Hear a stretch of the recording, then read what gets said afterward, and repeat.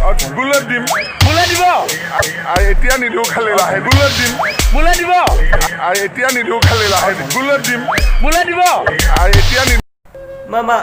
তোমাৰ এই কথাৰ কাৰণে মোৰ হৃদয় চুই গ'ল সপোনত দেখিছিলোঁ বুলেট লোৱা কিন্তু আজি সপোন দি থ'বলৈ গৈ আছে